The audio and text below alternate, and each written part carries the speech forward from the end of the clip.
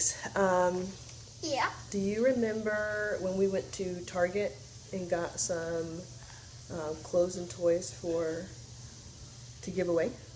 Yeah, and can I have a toy? Uh, you will likely have toys, but what do you think about getting toys to give to other people who might not have any? Santa Claus will give some. Oh, Santa Claus will do it. And then Ah. what did we do? What did we do last night? We picked some toys that we were going to give away, right? Well, you were playing mostly, but remember the octopus we're going to give away? No. Yeah. No. Because what did I say? We have to give away some toys before we can get some new toys? No. Yeah. I don't want to take my octopus. I want to keep it home. You want to keep everything? Yeah. Even though you don't play with it? I want to keep everything that's mine because I want to play with stuff. Hey guys, it's Leah and you're watching Mommy in the Moment. So I wanted to come on and talk about some of the things I've been trying to do in getting Lucas to understand that Christmas is about giving as well as receiving. So Lucas is 4 and a half, and he's my oldest. I have a daughter, Nora, who's 2. But I wanted to try to get him involved in giving. So in this video, I'm going to talk about what I tried to do, why it didn't work. And at the end, I'll tell you something interesting that I found out about the Salvation Army Angel Tree, which I thought I never knew until now. So two things that we tried to do were, one, do Angel Tree gifting. So we went to the Salvation Army area where they had the angel tree. Unfortunately, they were out of angels, so we kind of went shopping for a theoretical child at his age. So we went to the store and we said, okay, what do you think this kid would like? What would you like? And I had to remind him over and over and over that we're shopping for someone else. This is not for you. We're shopping for someone else who might not get toys. So he didn't quite understand that.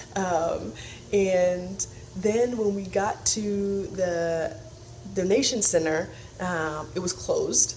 So it was kind of not really a closed loop. Like, we bought the things and they didn't go into somebody else's hands. So I don't think he quite understood it the way I intended him to.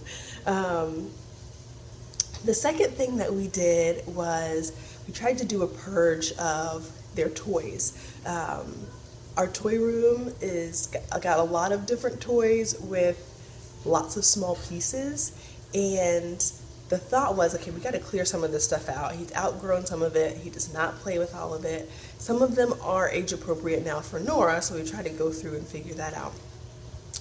But as soon as he saw something that he hadn't played with in a while, he was immediately enamored with it again. So it wasn't like, he's like, oh yeah, I don't use that, let's get rid of it. So I chose a box of things, and I said, okay, Lucas, we're going to give these things away. And he was like, no, I don't want to, blah, blah.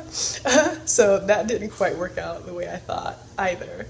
But I think the reason why, and I think it's still a good practice, so he's in a stage in his development where he's very egocentric, so everything is about himself. It's not a character thing, it is a developmental thing. And so he's also very concrete. So when I told him we were going to get toys to give to someone, he was very excited about taking a toy and handing it to someone else. But when it came to this theoretical idea of giving, that didn't work well for him. So next year, one, I'm going to start earlier so that we have time to plan things out whenever places are open. But two, I think I'm going to figure out how we can buy toys and give them directly to someone, or make something for our neighbors and give them directly to the neighbors, and he can see them receiving it. I think that's a more stage appropriate thing for him. And then we're going to continue doing kind of a yearly or maybe bi-yearly purge of things that he's not using anymore, just to get him used to that idea. It wasn't something that, you know, implanted in his soul and became part of him this year, but I think with repetition it will.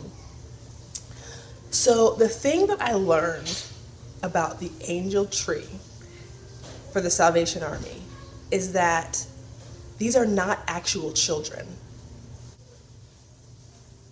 Did you know that?